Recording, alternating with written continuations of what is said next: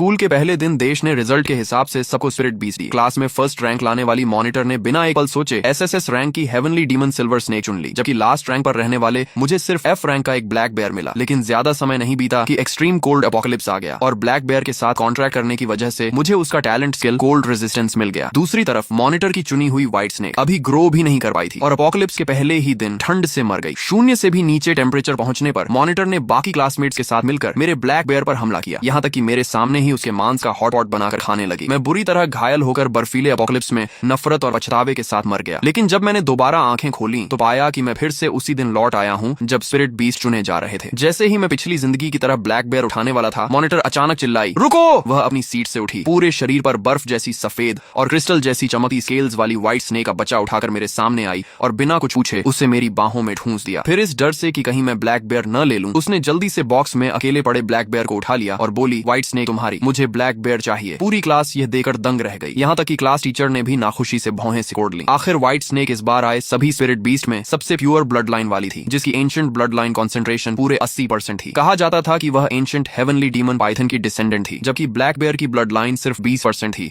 और उसकी स्पीशीज भी बहुत लो ग्रेड थी। दोनों के बीच का अंतर आसमान और जमीन जैसा था। किसी की समझ में नहीं आया कि ल्यू शाओयन व्हाइट स्नेक छोड़कर ब्लैक बेयर क्यों चुन रही है। Shaoyan, life companion spirit beast चुनना कोई मजाक नहीं है, यह तुम्हारे भविष्य की ग्रोथ लिमिट तय करेगा। जल्दी से शाओफैन से बदल लो। स्टूडेंट शाओफैन को इस व्हाइट स्नेक की मुझसे ज्यादा जरूरत है। मेरे ग्रेड्स अच्छे हैं, मैं किसी भी स्पिरिट बीस्ट के साथ जल्दी स्ट्रॉन्ग बन सकती हूँ, लेकिन शाओफैन का कल्टीवेशन टैलेंट सामान्य है। अगर उसे इतनी मिक्स्ड ब्लड लाइन वाला ब्लैक बेयर मिला तो उसकी पूरी जिंदगी बर्बाद हो जाएगी। मैं अपनी मर्जी से शाओफैन के साथ स्पिरिट बीस्ट एक्सचेंज करना चाहती हूँ। ल्यू शाओयन की बात सुनकर पूरी क्लास तालियों से गूंज उठी। सब उसकी सेल्फलेसनेस देकर प्रभावित हो गए। शाओयान, कल्टीवेशन में सबसे जरूरी डाउ हार्ट होता है। तुम्हारा दिल इतना प्योर है कि स्पिरिट बीस्ट थोड़ा कमजोर भी हुआ तो भी तुम्हारा फ्यूचर अनलिमिटेड होगा। शाओफैन, क्या देख रहे हो? जल्दी से शाओयन को थैंक यू बोलो। मैंने ठंडी नजर से ल्यू शाओयन को देखा। व्हाइट स्नेक उसकी तरफ बढ़ाते हुए कहा, यह फेक काइंडनेस अपने पास रखो, मुझे वही ब्लैक बेयर चाहिए। ल्यू शाओयन की आंखों में घबराहट चमकी और उसने ब्लैक बेयर को और कसकर पकड़ लिया। उसका चेहरा ऐसा लग रहा था जैसे मैं ही उससे तंग कर रहा हूँ। शाओफैन, मुझे टेस्ट मत करो, मैं सच में एक्सचेंज करना चाहती हूँ। ये ड्रामा बंद करो, मुझे सच में नहीं चाहिए। लेकिन मेरी बात पूरी होने से पहले ही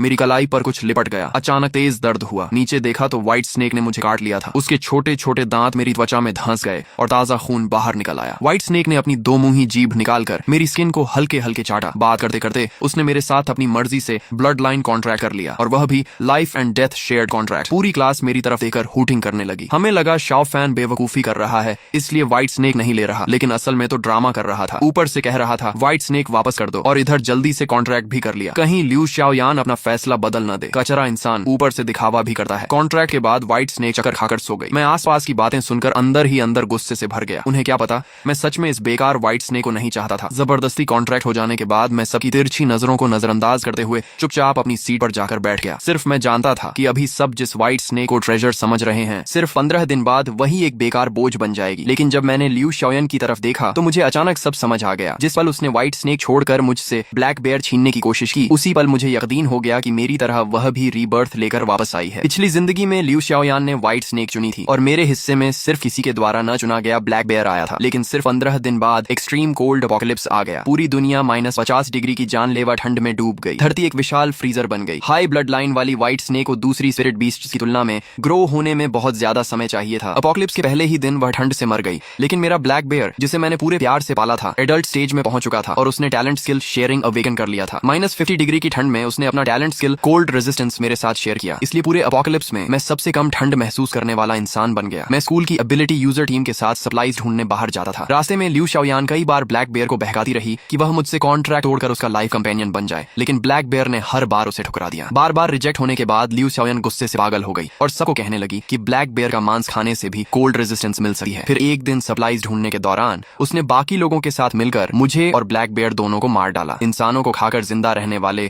उस एपोकलिप्स में हम दोनों ही उनका खाना बन गए। मैं ठंडी नजर से ल्यू शाओयान की बाहों में मौजूद ब्लैक बेयर को देखने लगा। पिछली जिंदगी में मेरे और ब्लैक बेयर के बीच बहुत गहरा रिश्ता था। हम ऐसे कॉमरेड्स थे जो अपनी पीठ भी एक दूसरे के भरोसे छोड़ सकते थे। लेकिन इस जन्म में वही ब्लैक बेयर ल्यू शाओयान के हाथ लग गया। मैं कोल्ड रेजिस्टेंस टैलेंट खो सका हूँ, लेकिन पिछली जिंदगी का बदला इस जन्म में खून से ही चुकाया जाएगा। मैं ब्लैक बेयर को देखता हुआ खोया हुआ था कि तभी उसने भी अपनी गोल गोल आंखें घुमाकर मेरी तरफ देखा। हमारी नजरें मिली और खिलौने जितना छोटा ब्लैक बेयर अचानक मुझे 2 बार आंख मार गया। 1 बार नहीं, 3 बार भी नहीं, बिल्कुल 2 बार। मेरे दिल में खुशी की लहर दौड़ गई। 2 बार आंख मारना पिछली जिंदगी में हमारे बीच का सीक्रेट सिग्नल था। उसका मतलब था फिक्र मत करो। मेरे पहले वाले रिएक्शन से ब्लैक बेयर समझ गया था कि मैं भी रीबर्थ लेकर आया हूँ और अब उसी सिग्नल से उसने मुझे बता दिया कि वह भी रीबर्थ लेकर लौटा है। ये सोचकर मैंने लियू शाओयान की तरफ एक ऐसी नजर डाली जैसे उसके लिए पहले से ही शोक मना रहा हूँ, सिर्फ इसीलिए कि ब्लैक बेयर देखने में सीधा सादा लगा है। इसका मतलब यह नहीं कि उसका स्वभाव भी सीधा हो। मेरे सामने वाला यह ब्लैक बेयर अंदर से पूरा ब्लैक बेली था। मैं और ब्लैक बेयर आंखों ही आंखों में जल्दी जल्दी बात कर रहे थे कि तभी अचानक मेरे हाथ को एक ठंडे और मुलायम मुंह ने पकड़ लिया। नीचे देखा तो मेरी वही खूबसूरत लेकिन बिल्कुल बेकार noble little ancestor white snake थी। मैं बेकार नहीं हूँ, एक घमंडी और ठंडी आवाज मेरे दिमाग में गूंजी। और इंसान, उस काले बदसूरत भालू को मत देखा करो। मैंने दूसरे हाथ से व्हाइट स्नेक का सिर हल्के से ठोका। अभी तुमने बात की। व्हाइट स्नेक ने घमंड से अपनी जीभ उठाई और मेरी हथेली पर आराम से गोल होकर लेट गई। मुझे लगा इसे व्हाइट स्नेक नहीं लिटिल एंसेस्टर कहना चाहिए। मेरा नाम लिंग शुआंग है, अगर तुम चाहो तो मुझे क्वीन भी बुला सकते हो। मैंने उसकी पूंछ हल्के से थपथपाई। इतनी चुनी बियू बातें तुम्हें किसने सिखाई? उधर टीचर ब्लैक बोर्ड पर कॉन्ट्रैक्ट फॉर्मेशन बनाना सिखा रहे थे। ज्यादातर कॉन्ट्रैक्ट इंसान शुरू करते हैं। बीस्ट रेस जन्म से ही घमंडी होती है। हालांकि बचपन में वे थोड़े शांत रहते हैं, लेकिन उनमें भी बहुत कम बीस्ट ऐसे होते हैं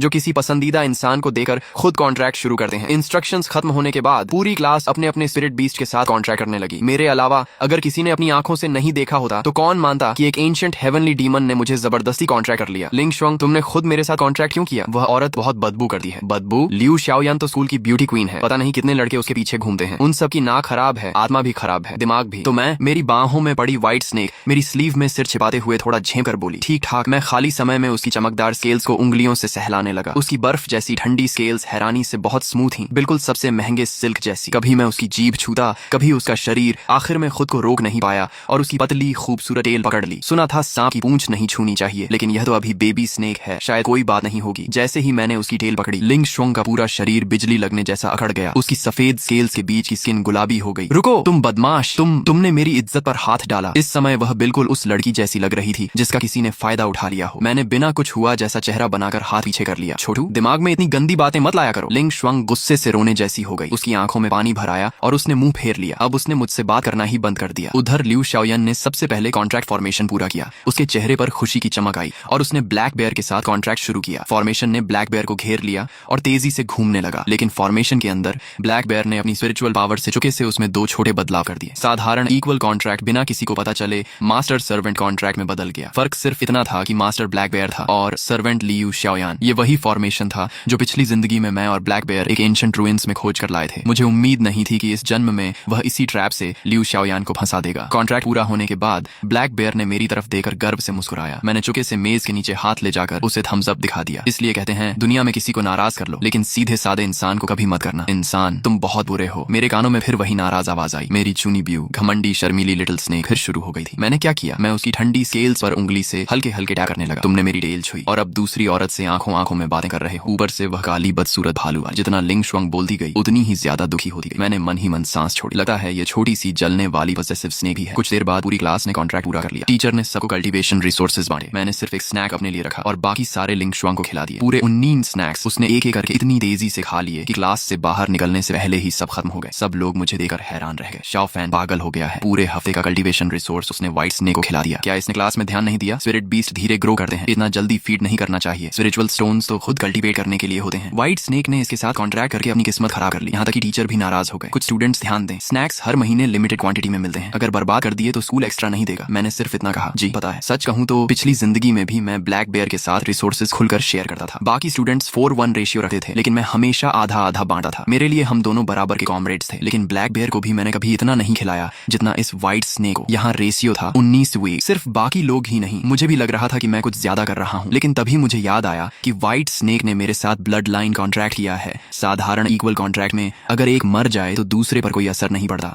लेकिन ब्लड लाइन कॉन्ट्रैक्ट में दोनों साथ जीते और साथ मरते हैं। अगर पिछली जिंदगी की तरह यह व्हाइट स्नेक अपोकलिप्स के पहले ही दिन ठंड से मर गई तो मैं भी मर जाऊंगा। इसलिए फिलहाल इस लिटिल एंसेस्टर की जान सबसे ज्यादा जरूरी थी। बाकी समय टीचर ने सबको अपनी अपनी जगह कल्टीवेट करने भेज दिया। मैं व्हाइट स्नेक को गोद में लेकर बाहर निकला। लियू शाओयान के पास से गुजरते वक्त उसने आधा रास्ता रोक लिया और इतनी धीमी आवाज में बोली कि सिर्फ मैं सुन सकूं, मुझे पता है तुम भी रीबर्थ लेकर आए हो, लेकिन इस जन्म में ब्लैक बेयर मेरा है, कोल्ड रेजिस्टेंस भी मेरी होगी। मैंने उसे चाकू जैसी ठंडी नजर से देखा। तो फिर अच्छी तरह जिंदा रहना, क्योंकि इस बार मैं खुद अपने हाथों से तुम्हें मौत तक पहुंचाऊंगा। उसकी आंखों में एक पल के लिए डर चमका, लेकिन अगले ही पल वह घमंड से मुस्कुरा दी। अब मेरे पास ब्लैक बेयर है, मैं जरूर जिंदा रहूंगी और तुम दोनों बेकार लोगों का क्या एक्सट्रीम कोल्ड अपोकलिप्स के पहले ही दिन मरने का इंतजार करो। मेरी बाहों में बड़ी व्हाइट स्नेक ने आलस से अपनी पलकों को उठाकर लियू शाओयान की तरफ एक नजर डाली, फिर अपनी जीभ निकालकर उसकी तरफ फुफकार मारी। अगले ही पल हवा में इतनी भयानक सड़ी हुई बदबू फैल गई कि लियू शाओयान के चेहरे की सारी शांति पल भर में टूट गई। वह चीखते हुए कई कदम पीछे पीछे हट गई। शाओफेन, तुम्हारा दिमाग खराब है क्या? इस बदबूदार सांप को मुझसे दूर रखो। मैंने ठंडी हंसी हंसी और व्हाइट स्नेक को गोद में लेकर वहां से मुड़ गया। स्पिरिट बीस्ट पालना एक बॉटमलेस पिट जैसा था। इतने सारे स्नैक्स कहां से लाऊं, यही सबसे बड़ी प्रॉब्लम थी। मैं लिंग शुआंग की स्केल्स पर उंगली से हल्के हल्के टैप करता हुआ सोच रहा था कि तभी मुझे पिछली जिंदगी की एक बात याद आई। एपोकलिप्स शुरू होने से पहले मीडिया ने एक स्मॉल स्पिरिट वेन का खुलासा किया था। समय के हिसाब से अभी तक शायद किसी को उस स्पिरिट वेन का पता नहीं चला होगा। मैं तुरंत व्हाइट स्नेक को लेकर कार से वहां की तरफ निकल पड़ा। लेकिन जब मैं पिछली जिंदगी में याद की हुई स्पिरिट वेन की लोकेशन पर पहुंचा तो देखा लियू शाओयन मुझसे पहले ही वहां पहुंच चुकी थी। वह एक बड़े फैमिली बैकग्राउंड से थी। उसके कनेक्शंस और रिसोर्सेज मेरी तरह एक आम इंसान से कहीं ज्यादा थे। मैं दूर खड़ा ठंडी नजरों से देखता रहा कि वह 20 से ज्यादा ताकतवर आदमियों के साथ स्पिरिट वेन की माइनिंग करवा रही थी। मेरी बाहों में पड़ी व्हाइट स्नेक उन चमकते हुए क्रिस्टल स्नैक्स को लालच भरी नजरों से देख रही थी। हर एक स्पिरिट क्रिस्टल निकलते ही उसकी आंखें चमक जाती और वह बार बार लार निकलने लगी। मैंने तुरंत उसकी आंखें अपनी हथेली से ढक दी। मत देखो, यहाँ वाले स्नैक्स की क्वालिटी अच्छी नहीं है। मैं तुम्हें इससे भी अच्छी जगह ले जाऊंगा। मैं व्हाइट स्नेक को लेकर वहां से चल पड़ा, लेकिन हर कुछ कदम पर पीछे मुड़कर देख रहा था। तभी अचानक मेरे दिमाग में एक खुश आवाज गूंजी, भैया क्या सच में आप हो? मैं तुरंत रुक गया। शियोंग, अब तुम टेलीपैथी कर सकते हो? ब्लैक बेयर बोला। लियू शाओयन ने मुझ पर बहुत पैसा खर्च किया। उसने मुझे सोल अवेकनिंग हर्ब खिलाई, इसलिए अब मैं माइंड कम्युनिकेशन कर सकता हूँ। भैया आप व्हाइट स्नेक को लेकर कहीं आराम कर लो। जब सारे स्पिरिट क्रिस्टल्स निकल जाएंगे तब मैं आपको बुला लूंगा। ब्लैक बेयर से माइंड टॉक खत्म करके जैसे ही मेरा ध्यान वापस आया, मैंने देखा लिंग शुआंग अपनी छोटी सी खूबसूरत स्नेक फेस लेकर शक भरी नजरों से मुझे घूर रही थी। उसका शरीर मेरी बाह पर लिपटा हुआ था और वह अपना चेहरा मेरे बिल्कुल पास ले आई। उसकी ठंडी सांस मेरे चेहरे से टकराई। अजीब बात यह थी कि उसमें जंगली सांपों जैसी बदबू बिल्कुल नहीं थी, बल्कि हल्की सी मीठी खुशबू थी। लिंग शुआंग ने नाराज होकर मुझे घूरा। इंसान, तुमने मेरी पीठ पीछे दूसरी औरत से चोरी छिपे बात की। मैंने एक हाथ से उसकी गर्दन पकड़कर उसे अपनी बाह से उतार लिया और दूसरे हाथ से उसके गाल को हल्के से दबाया। छोड़ो, शब्द सोच समझ कर इस्तेमाल करो। लिंग शुआंग ने नाक सिकोड़ते हुए लगभग रोने वाली आवाज में कहा, मैंने कुछ गलत नहीं कहा। तुम्हारी सोल पर बेर की स्मेल है। वही काला भालू था ना? मैं हल्का सा मुस्कुराया। ये छोटी स्नेक सच में बहुत सेंसिटिव थी। लिंग शुआंग ने गर्व से कहा, हम हेवनली डीमन पाइथन क्लैन में ब्लड लाइन कॉन्ट्रैक्ट जिससे करते हैं वही हमारा लाइफ पार्टनर होता है। तुम उस ब्लैक बेयर के साथ कोई रिश्ता नहीं रख सकते। मैंने अजीब चेहरे से उसे देखा। छोटू, तुम्हारी उम्र ही कितनी है? तुम्हें पार्टनर का मतलब भी पता है? लिंग शुआंग ने उदास होकर मेरी तरफ देखा। उसकी टेल धीरे धीरे हिल रही थी। अचानक उसने अपनी ठंडी जीभ मेरे गाल पर हल्के से लगा दी। मैं कुछ समझ पाता उससे पहले ही वह बिजली की तरह पीछे हट गई और धीरे से बोली, मैंने तुम्हें चाट लिया, अब तुम मेरे हो। यहाँ मैंने अपना मार्क लगा दिया है, अब कोई और तुम्हें छू नहीं सकता। मैं वहीं खड़ा रह गया। मेरे मुंह के कोने फड़कने लगे। ये कैसा मार्क है? तुम स्नेक नहीं डॉग लगी हो। स्पिरिट वेन की चिंता मैंने ब्लैक बेयर पर छोड़ दी और लिंग शुआंग को लेकर वापस कार में आ गया। एसी चलाया, तरबूज खाया और कार की स्क्रीन पर मूवी लगा दी। थोड़ी ही देर में मुझे नींद आने लगी। जब मेरी आंख खुली तब तक शाम हो चुकी थी। चारों तरफ घना जंगल था, कहीं कोई रोशनी नहीं, सिर्फ गहरा अंधेरा और सन्नाटा। उसी समय ब्लैक बेयर की टेलीपैथी फिर आई, भैया जल्दी आइए, सब लोग जा चुके हैं। मैंने जवाब दिया, ठीक है आता हूँ। नीचे देखा तो लिंग शुआंग मुझे शक और शिकायत भरी नजरों से देख रही थी। जाने क्यों मुझे सचमुच ऐसा महसूस हुआ जैसे मैं कोई चोरी करते पकड़ा गया हूँ। मैं जल्दी से बोला, हम दोनों ने और कोई बात नहीं की। लिंग शुआंग ने तुरंत मुंह फेर लिया। एक्सप्लेन मत करो, मैं नहीं सुनूंगी। आज पूरे दिन तुमसे बात नहीं करूंगी। रात के अंधेरे में मैं व्हाइट स्नेक को गोद में लेकर धीरे धीरे स्पिरिट वेन की तरफ बढ़ा। जैसा ब्लैक बेयर ने कहा था, वहां अब कोई नहीं था, सिर्फ स्पिरिट वेन को छिपाने वाला हिडन फॉर्मेशन बचा था। व्हाइट स्नेक ने मुझे स्पिरिट वेन के पास आते देखा। वह हैरान थी कि मैं यहाँ क्यों आया हूँ, लेकिन उसने अभी अभी कहा था कि वह मुझसे बात नहीं करेगी, इसलिए चाहे उसे कितनी भी जिज्ञासा हो वह बस अपने होंठ फुलाकर चुप रही। मैं फॉर्मेशन के बाहर छिपकर इंतजार करता रहा। कुछ ही देर बाद ब्लैक बेयर ने हिडन फॉर्मेशन खोल दिया और अपना सिर बाहर निकालकर मुझे देकर पंजा हिलाया। भैया, मेरी बाहों में पड़ी व्हाइट स्नेक ने ब्लैक बेयर को देखते ही जीभ निकालकर उसकी तरफ गुस्से से फुकार मारी और उसे डराने वाली नजर से घूरने लगी। मैंने तुरंत उसका मुंह दबा दिया और ब्लैक बेयर की तरफ बेबसी भरी मुस्कान दी। व्हाइट स्नेक का थोड़ा सा टेम्पर है। ब्लैक बेयर आगे आगे रास्ता दिखाने लगा। कोई बात नहीं भैया, मैं भाभी को बुरा नहीं मानूंगा। व्हाइट स्नेक का मुंह भले ही मैंने दबा रखा था, लेकिन उसकी आवाज सीधे मेरे दिमाग में गूंज उठी। धत तेरे की, ये ब्लैक फॉक्स है, ब्लैक स्किन वाली फॉक्स। मुझे छोड़ो, मैं आज इसे काट कर ही रहूंगी। मैं अभी जिंदा हूँ और तुम मेरी आंखों के सामने इस ब्लैक फॉक्स के साथ मिलने आए हो। सिर्फ मर्दों को फंसाना जानती है। मुझे छोड़ो, आज इसका और मेरा फैसला हो जाएगा। वह इतना शोर मचा रही थी कि मेरा सिर दर्द करने लगा। मैंने ब्लैक बेयर के शरीर से निकलती स्पिरिचुअल पावर को देखा। पूरी दोपहर स्पिरिट स्टोन्स खाने के बाद उसकी स्पिरिचुअल पावर व्हाइट स्नेक से 50 गुना ज्यादा हो चुकी थी। मैंने मुस्कुराते हुए व्हाइट स्नेक को जमीन पर छोड़ दिया। जमीन पर उतरते ही लिंग शुआंग ने हैरानी से मेरी तरफ देखा। उसे उम्मीद ही नहीं थी कि मैं सच में उसे छोड़ दूंगा। फिर वह कछुए जैसी स्लो स्पीड से ब्लैक बेयर की तरफ बढ़ने लगी। हर 2 कदम बाद पीछे मुड़कर मुझे देखती। चौथी बार पीछे मुड़कर उसने शक से पूछा, तुम मुझे रोकोगे नहीं? तुम्हें डर नहीं कि मैं तुम्हारी प्यारी ब्लैक फॉक्स को काट डालूंगी? मैंने ब्लैक बेयर की बढ़ी हुई स्पिरिचुअल पावर की तरफ देखा और हंसते हुए कहा, कोई बात नहीं, मुझे भी तुम्हारी ताकत देखनी है। अगर तुम उसे काट कर मार दोगी तो फिर मैं हमेशा सिर्फ तुम्हारा ही रहूंगा। मेरी बात सुनकर व्हाइट स्नेक की टेल बेचैनी से जमीन पर थपथपाने लगी। एक पल के लिए वह सच में तैयार हो गई, लेकिन फिर उसने ब्लैक बेयर की डरावनी स्पिरिचुअल पावर महसूस की और चुपचाप वापस मेरे पैरों के पास आ गई। चलो, इस बार तुमने अपनी गलती मान ली, इसलिए मैं तुम्हें माफ करती हूँ, लेकिन अगली बार ऐसा मत करना। मैं मन ही मन हंसा। यह सच में वीक पर रॉब जमाने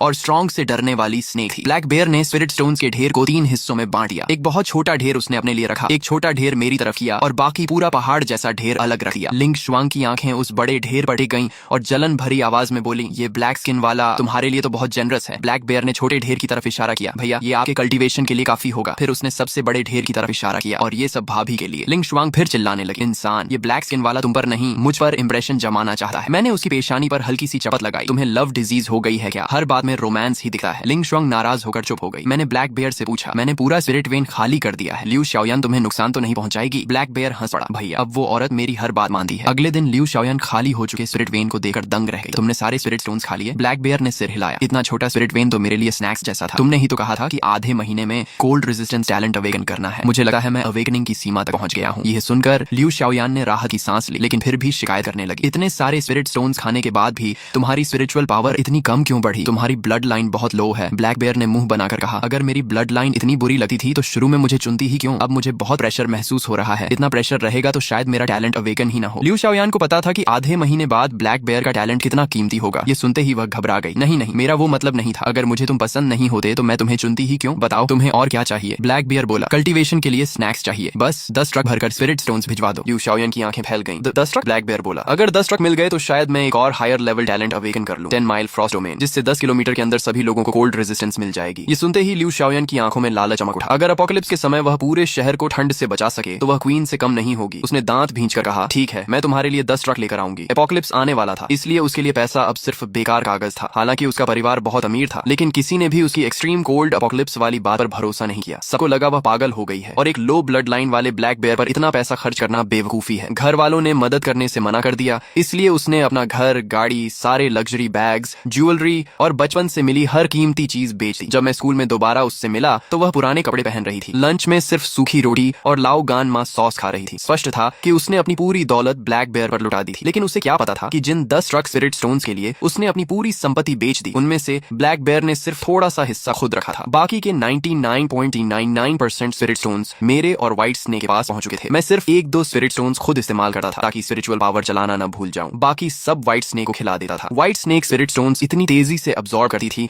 कि वह गहरी नींद में रहते हुए भी अपने आसपास रखे सारे स्पिरिट स्टोन्स पल भर में पाउडर बना देती थी। सिर्फ उसके कल्टीवेशन से मुझे मिलने वाली शेयर्ड स्पिरिचुअल पावर ही मुझे पिछली जिंदगी से कई गुना स्ट्रॉन्ग बना चुकी थी। उधर लियू शाओयान की स्पिरिचुअल पावर अब क्लास के साधारण स्टूडेंट से भी कम हो गई थी। उसने एक भी स्पिरिट स्टोन खुद पर खर्च नहीं किया था। ब्लैक बेयर हर बार उसे मेंटल प्रेशर देता, अगर तुम्हारी वजह से मुझे एक भी स्पिरिट स्टोन कम मिला और मेरा टैलेंट अवेकन नहीं हुआ तो बाद में मुझे दोष मत देना। अब पूरे स्कूल में लोग कहने लगे कि लियू शाओयान पागल हो गई है। पहले दिन से ही उसने सबसे कमजोर ब्लैक बेयर चुना और उसके बाद से उसका दिमाग जैसे खराब हो गया। लेकिन लियू शाओयान इन बातों पर सिर्फ हंस देती। तुम लोग कुछ नहीं जानते, कुछ ही दिनों में साबित हो जाएगा कि सही मैं हूँ। फिर एक रात तपती गर्मियों के बीच अचानक पूरी दुनिया का तापमान गिर गया। हर जगह बर्फ गिरने लगी। शुरू में लोग मजाक उड़ाते रहे कि जून में बर्फ पड़ रही है, लेकिन अगले दिन दोपहर तक तापमान -20 डिग्री पहुंच गया। अब लोगों को सच में डर लगने लगा। इतना अजीब मौसम, कहीं कोई बड़ी डिजास्टर तो नहीं आने वाली? बर्फ लगातार बढ़ती जा रही थी और रुकने का नाम नहीं ले रही थी। स्कूल ने तुरंत सभी स्टूडेंट्स को वापस कैंपस बुला लिया। गर्ल्स हॉस्टल में लियू शाओयान ठंड से कांपते हुए अपने शरीर को कसकर लपेट रही थी। कुछ समय तक कल्टीवेशन न करने की वजह से लियू शाओयान के शरीर की स्पिरिचुअल पावर बहुत कमजोर हो गई थी। वह बस एक आम इंसान से थोड़ी सी ही ज्यादा थी। ठंड से उसकी नाक पूरी लाल हो चुकी थी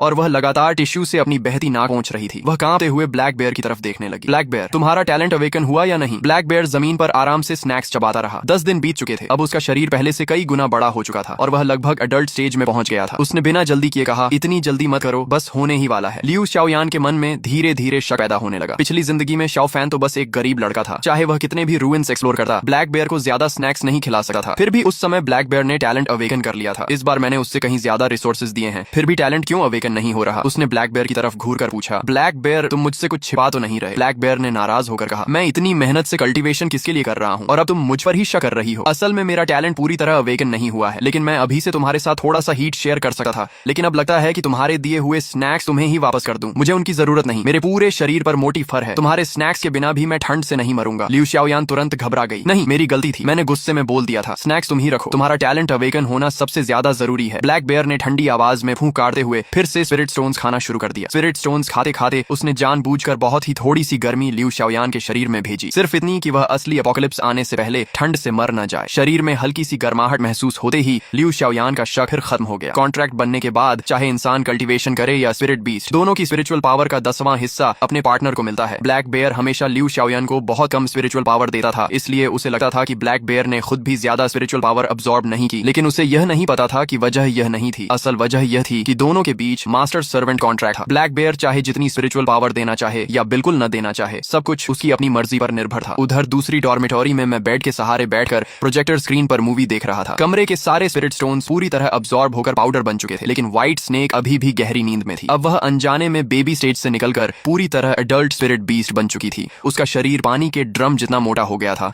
और उसके बर्फ जैसे सफेद स्केल्स अंधेरे में हल्की ठंडी चमक बिखेर रहे थे। मैं बेड से उतरकर उसके स्केल्स पर हाथ फेरने लगा। उनके अंदर छिपी हुई बेहद ताकतवर लाइफ फोर्स साफ महसूस हो रही थी। दीवार पर लगी क्लॉक धीरे धीरे रात के 12 बजे के करीब पहुंच रही थी। असली अपोकलिप्स अब शुरू होने वाला था। मैं मन ही मन सोचने लगा, इस बार व्हाइट स्नेक शायद पहले दिन ही ठंड से नहीं मरेगी। जैसे ही रात के 12 बजे पूरी दुनिया का टेम्परेचर एक बार फिर अचानक गिर गया। कमरे के थर्मोमीटर पर अब टेम्परेचर -50 डिग्री दिख रहा था। मैं खुद कल्टीवेटर था, ऊपर से व्हाइट स्नेक की स्पिरिचुअल पावर लगातार मुझे मिल रही थी, इसलिए इतनी ठंड मेरे लिए कोई मायने नहीं रखती थी। बाहर बर्फ लगातार गिर रही थी और अब उसकी मोटाई एक पूरी बिल्डिंग जितनी हो चुकी थी। तभी क्लास टीचर ने ग्रुप में मैसेज भेजा और सभी स्टूडेंट्स से अपनी कंडीशन रिपोर्ट करने को कहा। अगर कोई स्टूडेंट ठंड सहन नहीं कर पा रहा होगा तो स्कूल तुरंत रेस्क्यू टीम भेजेगा। साथ ही एक्सट्रीम कोल्ड की वजह से स्टाफ कम बढ़ रहा था, इसलिए इमरजेंसी वॉलंटियर्स की भी जरूरत थी। मैंने बिना सोचे वॉलंटियर बनने के लिए अपना नाम लिख दिया और अलग अलग डॉर्मेट्री में स्टूडेंट्स को सप्लाईज बांटने निकल पड़ा। जब मैं गर्ल्स डॉर्मेट्री पहुंचा और लियू शाओयान के कमरे के सामने से गुजरा, मैं बिना रुके सीधे आगे बढ़ गया। एक एक करके क्लास ग्रुप में स्टूडेंट्स मैसेज भेजने लगे कि उन्हें सप्लाईज मिल चुकी हैं। तभी लियू शाओयान ने ग्रुप में मुझे टैग किया, क्या हो रहा है, मेरी सप्लाईज कहाँ है? मैंने बिना कुछ कहे ग्रुप में कुछ फोटोज भेज दी। उन फोटोज में साफ दिख रहा था कि लियू शाओयान ने अपोकलिप्स से पहले सुपरमार्केट से बड़ी मात्रा में फूड और डेली सप्लाईज खरीदकर स्कूल में स्टोर कर ली थी। मैंने लिखा, स्कूल ने कहा है कि अभी सप्लाईज बहुत लिमिटेड हैं, बर्फ लगातार गिर रही है और पता नहीं कब तक रुकेगी। मुझे लगता है कि रिसोर्सेज उन्हीं लोगों को मिलनी चाहिए जिन्हें उनकी सबसे ज्यादा जरूरत है। ग्रुप में तुरंत मैसेजेस की बाढ़ आ गई। तो क्लास मॉनिटर को पहले से सब पता था, इतना सारा फूड और डेली सप्लाईज जमा करके रखे हैं। इतना सब होने के बाद भी स्कूल की रिलीफ सप्लाईज चाहिए? ये कैसी क्लास मॉनिटर है? अपना सामान भी सब में बांटना चाहिए। एक पल में लियू शाओयान सबकी नजरों में विलन बन गई। उसने फिर मुझे टैग किया, शाओफैन ड्रामा मत करो, तुम्हें भी पहले से एक्सट्रीम कोल्ड अपोकलिप्स का पता था, तुमने भी तो बहुत सप्लाईज जमा की थी, अपनी क्यों नहीं बांटे? मैंने 2 खाली इंस्टेंट नूडल्स के कार्टन की फोटो भेज दी। फिर लिखा, मुझे नहीं पता तुम किस अपोकलिप्स की बात कर रही हो, सब जानते हैं मेरा परिवार गरीब है, मॉल में डिस्काउंट लगी थी इसलिए मैंने थोड़ा ज्यादा इंस्टेंट नूडल्स खरीद लिए थे, अभी वो सब मैं स्टूडेंट्स में बांट चुका हूँ। तभी टीचर ने भी ग्रुप में लिखा, सभी स्टूडेंट्स को जो 10-10 पैकेट नूडल्स मिले हैं वो शाओफैन ने अपनी पर्सनल सप्लाईज से दिए हैं। अब ग्रुप में फिर लियू शाओयान पर ताने बरसने लगे। देखा, शाओफैन तुमसे कहीं ज्यादा जेनरस है। लियू शाओयान के पास अब कोई जवाब नहीं बचा। वह ग्रुप में चुप हो गई, लेकिन तुरंत मुझे प्राइवेट मैसेज भेज दिया, शाओफैन मान लिया सबके सामने तुम हीरो बन गए, लेकिन तुम्हारी वो बेकार व्हाइट स्नेक इस समय तक तो ठंड से मर चुकी होगी, है ना? मैंने कारपेट पर चैन से सो रही व्हाइट स्नेक की एक वीडियो बनाकर उसे भेज दी। तुम इसकी बात कर रही हो? ये तो आराम से सुअर की तरह सो रही है। वीडियो में व्हाइट स्नेक की आंखें बंद थीं, लेकिन उसके शरीर से निकलती विशाल स्पिरिचुअल पावर साफ बता रही थी कि वह पहले से कहीं बेहतर हालत में थी। लियू शाओयान ने तुरंत जवाब दिया, इम्पॉसिबल, ये पुरानी वीडियो है। उस बेकार स्नेक की ग्रोथ इतनी स्लो थी और उसका शरीर इतना फ्रेजाइल, वो अभी तक जरूर मर चुकी होगी। मैंने बस एक जम्हाई ली और उसे रिप्लाई नहीं किया। इतनी स्पिरिचुअल पावर होने के बावजूद -50 डिग्री की ठंड मुझे भी थोड़ी महसूस हो रही थी। मैं कबर्ड खोलकर एक्स्ट्रा ब्लैंकेट निकालने ही वाला था कि अचानक एक गर्म स्पिरिचुअल पावर ने पूरे शरीर को ढक लिया। वो एहसास मेरे लिए बिल्कुल जाना पहचाना था। ये ब्लैक बेयर की शेयर्ड वार्मथ थी। मैंने हैरानी से पूछा, शोंग, हमने कॉन्ट्रैक्ट भी नहीं किया, फिर भी तुम टैलेंट शेयर कर सकते हो? ब्लैक बेयर हंस पड़ा, भैया मेरा असली टैलेंट आखिरकार अवेकन हो गया। तभी मुझे याद आया कि ब्लैक बेयर का असली टैलेंट सिर्फ कोल्ड रेजिस्टेंस नहीं था, बल्कि 10 माइल कोल्ड प्रोटेक्शन था। पिछली जिंदगी में मेरे पास इतने स्पिरिट स्टोन्स नहीं थे कि उसका पूरा टैलेंट अवेकन करा पाता। मुझे बचाने के लिए उसने जबरदस्ती अधूरा टैलेंट अवेकन किया था, इसलिए तब सिर्फ लो वर्जन कोल्ड रेजिस्टेंस मिला था। मैंने पूछा, लियू शाओयान कैसी है? ब्लैक बेयर ने तुरंत विजन शेयर कर दिया। विजन में लियू शाओयान बुरी तरह कांप रही थी। उसे पूरा भरोसा था कि ब्लैक बेयर टैलेंट अवेकन करते ही उसे ठंड से बचा लेगा, इसलिए उसने एक्स्ट्रा ब्लैंकेट्स तक नहीं खरीदे थे। अब वह सिर्फ एक पतले समर क्विल्ट में लिपटी हुई थी। उसका चेहरा बैंगनी पड़ चुका था और उसके दांत लगातार बज रहे थे। तुम्हारा टैलेंट अभी तक अवेकन नहीं हुआ? ब्लैक बेयर बिना जवाब दिए बेड पर कूदा और अपने हिप से उसे जोर का धक्का दे दिया। वह सीधा ठंडी जमीन पर जा गिरी। जोरदार आवाज आई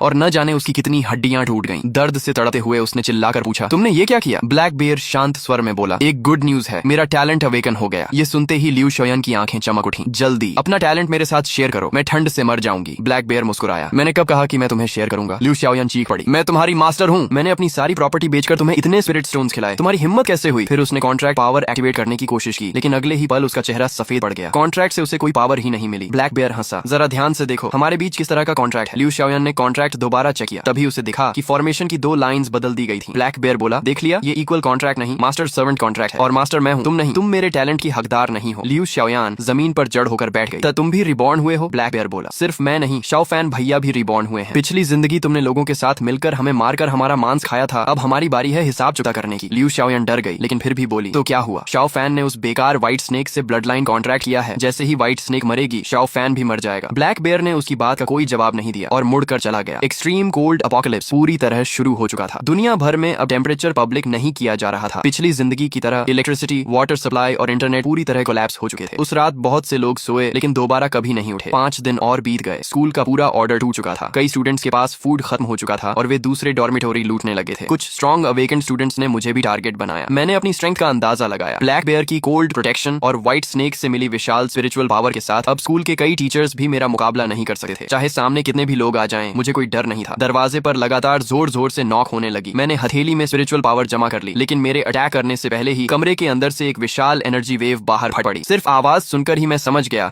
कि बाहर खड़े लोग हवा में उछल गए होंगे। व्हाइट स्नेक अभी भी कारपेट पर आंखें बंद किए लेटी थी। तभी उसके डिवाइन सेंस से निकली एक ठंडी लेकिन शाही आवाज पूरे कमरे में गूंज उठी। मैं दरवाजे के बाहर मौजूद सभी लोग डर के मारे भाग खड़े हुए। मैंने व्हाइट स्नेक के सिर पर हाथ फेरा। लिंग शुआंग, क्या तुम जागने वाली हो? उधर लिu शाओयान के डॉर्मेटरी में भी कुछ लोग घुसने आए थे, लेकिन ब्लैक बेयर ने सबको भगा दिया। ब्लैक बेयर की वजह से लिu शाओयान अभी तक जिंदा थी, लेकिन मौत अब भी उसके बहुत करीब थी। वह टूटी हड्डियों के साथ जमीन पर पड़ी थी, घावों से सड़ांध उठ रही थी। जब भी दर्द से बेहोश होने लगती, ब्लैक बेयर उसे थप्पड़ मारकर फिर जगा देता। ब्लैक बेयर की मेमोरी बहुत तेज थी और वह जबरदस्त बदला लेने वाला था। पिछली जिंदगी में जिन लोगों ने लिu शाओयान के साथ मिलकर हमें मारा था, उसने उन सबको एक एक करके ढूंढ निकाला और एक ही पंजे के वार से खत्म कर दिया। बाकी लोगों से उसकी कोई दुश्मनी नहीं थी, इसलिए उसने अपना talent and mild cold protection activate कर दिया। पूरा स्कूल एक गर्म लहर से भर गया, जैसे किसी गॉड का ब्लेसिंग मिल गया हो। यहाँ तक कि मरने का इंतजार कर रही लिu शाओयान को भी पहली बार वार्मथ महसूस हुई। लेकिन दूसरों के लिए जो ब्लेसिंग थी, वही उसके लिए मौत की घंटी बन गई। उसकी सिर्फ हड्डियां ही नहीं, अंदर के कई ऑर्गन्स भी गिरने से फट चुके थे। एक्सट्रीम कोल्ड ने अब तक उनके सड़ने की प्रोसेस रोक रखी थी, लेकिन अचानक शरीर गर्म होते ही उसके ऑर्गन्स तेजी से फेल होने लगे। वह धीरे धीरे जमीन पर रेंगती रही, शायद कोई आरामदायक पोजीशन ढूंढ रही थी। बैंगनी रंग का खून उसके शरीर से बहने लगा और आखिरी सांस तक उसकी आंखें खुली रह गईं। विजन खत्म होने पर मैंने बस ठंडे स्वर में कहा, अच्छा हुआ, यही अंजाम होना चाहिए था। अगली सुबह मुझे अपने शरीर पर अजीब सी गर्माहट महसूस हुई। आंखें खोली तो देखा कि एक बेहद नरम और गर्म शरीर मुझे कसकर लिटा हुआ था। मेरे सामने एक बेमिसाल खूबसूरत लड़की थी। उसकी त्वचा बर्फ जैसी गोरी, भौहें चित्र जैसी सुंदर, लंबी पलकों वाली बंद फीनिक्स आइज और कमर तक गिरते बर्फ जैसे सफेद बाल थे। उसका पूरा शरीर हल्की चांदनी जैसी चमक बिखेर रहा था। मैंने हल्का सा हिलने की कोशिश की, तभी उसकी लंबी फीनिक्स आइज धीरे धीरे खुली। उनमें इंसानों जैसी प्यूपल्स नहीं, बल्कि हल्के सिल्वर रंग की वर्टिकल स्नेक प्यूपल्स थी। उसकी परिचित प्रेजेंस महसूस करते हुए मैंने धीरे से पूछा, लिंग शुआंग। उसके होठों पर खुश मुस्कान फैल गई। अगले ही पल वह पलटकर सीधे मेरे ऊपर आ बैठी। ठंडी हवा अचानक मेरी त्वचा से टकराई और उसी समय वह युवती, उसके शरीर से निकलती ठंडी लेकिन सुकून देने वाली गर्माहट ने मुझे पूरी तरह अपनी बाहों में भर लिया। वह धीरे धीरे झुक गई। उसके झरने जैसे सफेद बाल मेरे चेहरे पर बिखर गए और उनसे हल्की सी मनमोहक खुशबू आने लगी। मैं थोड़ा घबराकर उसकी तरफ देखने लगा। उसका बेमिसाल खूबसूरत चेहरा मेरे बिल्कुल सामने था। उसकी त्वचा सफेद जेड से भी ज्यादा निर्मल और चमकदार थी, मासूम भी और बेहद आकर्षक भी। उसकी पीठ के पीछे बर्फ जैसी सफेद स्नेक टेल धीरे धीरे लहरा रही थी। तभी उसकी ठंडी लेकिन दिल को मोह लेने वाली आवाज सुनाई दी, मैन, क्या तुमने इस क्वीन को मिस किया? मैं मुस्कुराया। बस मैन और क्वीन सुनते ही मुझे पूरा यकीन हो गया कि ये लिंग शुआंग ही है। मैंने शांत होकर कहा, आखिरकार जागने का मन कर ही गया। वह हल्का सा हंसी। उसकी हंसी किसी मधुर संगीत जैसी थी। लगता है तुम इस क्वीन की चिंता कर रहे थे। मैंने कंधे उचकाए। अगर तुम मर जाती तो ब्लड लाइन कॉन्ट्रैक्ट की वजह से मुझे भी मरना पड़ता। वह अचानक झुककर मेरे गाल पर हल्का सा किस कर गई, फिर मुस्कुराकर बोली, तुम्हारा मुंह अब भी उतना ही जिद्दी है। मैंने उसे हल्के से पीछे किया। लिंग शुआंग, ह्यूमन फॉर्म लेने के बाद सबसे पहला काम यही करना था? उसकी मुस्कान और गहरी हो गई। ये पहला काम नहीं है, इस क्वीन ने तो तुम्हें पहले भी लिख किया था। हम तो बहुत पहले ही अपना मार्ग छोड़ चुके हैं। इतने दिनों तक उसके न जागने की वजह ये थी कि वह लगातार अपना टैलेंट अवेकन कर रही थी। उसकी ब्लड लाइन बेहद नोबल थी, इसलिए उसका टैलेंट अवेकन करना दूसरे स्पिरिट बीस्ट से कहीं ज्यादा मुश्किल था। लेकिन आखिरकार वह सफल हो गई। मैंने पूछा, लिंग शुआंग, तुम्हारा टैलेंट क्या है? उसने लापरवाही से कहा, बहुत बड़ा है। मैंने अनजाने में उसकी चेस्ट की तरफ देखा और अजीब नजर से उसे घूरने लगा। लिंग शुआंग ने तुरंत मुझे घूरा। इस क्वीन का मतलब टैलेंट स्किल का रेंज है। परवर्ट, तुम्हारे दिमाग में आखिर चलता क्या रहता है? उसी समय पता नहीं कब बाहर बर्फ गिरनी बंद हो गई। आसमान पर छाए काले बादल धीरे धीरे छूटने लगे। कई दिनों बाद सूरज फिर से निकल आया। गर्म धूप धरती पर फैल गई। स्कूल के बाहर स्टूडेंट्स खुशी से चिल्लाने लगे, देखो सूरज निकल आया। लगता है अब इतनी ठंड भी नहीं रही। बहुत बढ़िया, अपोकलिप्स खत्म हो गया। तभी लिंग शुआंग की आवाज फिर सुनाई दी, स्काई डीमन पाइथन एक एंशिएंट डिवाइन बीस्ट है। इस क्वीन का अवेकेंड टैलेंट है ऑल लाइफ। उसका खूबसूरत चेहरा मेरे कान के पास आ गया। उसकी गर्म सांसें मेरी गर्दन को छू रही थी। उसकी सफेद स्नेक टेल मेरी कमर के चारों ओर लिपट गई, जैसे वह प्यार से लाड कर रही हो। वह मुस्कुराकर बोली, शाओफैन, इस क्वीन ने पूरी दुनिया को बचा लिया। अब बताओ तुम इस क्वीन को क्या रिवॉर्ड दोगे? मैंने बाहर फिर से जिंदगी से भर चुकी दुनिया को देखा, फिर अपने सामने खड़ी इस बेमिसाल खूबसूरत लड़की को देखा। मैंने मुस्कुराकर उसकी पेशानी पर हल्की सी चपत लगाई। छोटी बच्ची, क्या क्या सोचती रहती हो? लिंग शुआंग ने गुस्से का नाटक करते हुए मुझे घूरा। उसकी सफेद स्नेक टेल पीछे इधर उधर झूल रही थी, लेकिन उसकी हल्की सिल्वर स्नेक आईज में साफ खुशी झलक रही थी। तभी बाहर से एक जानी पहचानी आवाज आई, भैया, मैंने भी ह्यूमन फॉर्म ले लिया। मैंने दरवाजा खोला। सामने एक छोटी सी क्यूट लड़की खड़ी थी, जिसके सिर पर बेयर ईयर्स थे। मैं उसे देखते ही पहचान गया कि ये ब्लैक बेयर है। उसकी स्किन अब हेल्थी व्हीट कलर की थी। मैं मन ही मन हैरान रह गया। ब्लैक बेयर जब असली रूप में था तो इतना विशाल था, लेकिन ह्यूमन फॉर्म में तो बिल्कुल छोटी लोली जैसी बन गई। मेरे पीछे से लिंग श्वंग ने सिर बाहर निकाला और नाक सिकोड़कर बोली, इस क्वीन की छोटी बहन इतनी बदसूरत कैसे हो सकती है? ब्लैक बेयर उदास होकर बोली, मुझे तो लगा है मैं काफी क्यूट हूँ। मैं उन दोनों को बच्चों की तरह झगड़ते हुए देखता रहा और मेरे होंठों पर अनजाने में मुस्कान आ गई। पिछली जिंदगी में लिu शाओयान की वजह से हम दोनों की दर्दनाक मौत हुई थी, लेकिन इस जिंदगी में हमने सिर्फ अपना बदला ही नहीं लिया बल्कि एक नई शुरुआत भी पाई। एक्सट्रीम कोल्ड अपोकलिप्स आखिरकार खत्म हो चुका था, लेकिन मेरी कहानी अभी बस शुरू हुई थी।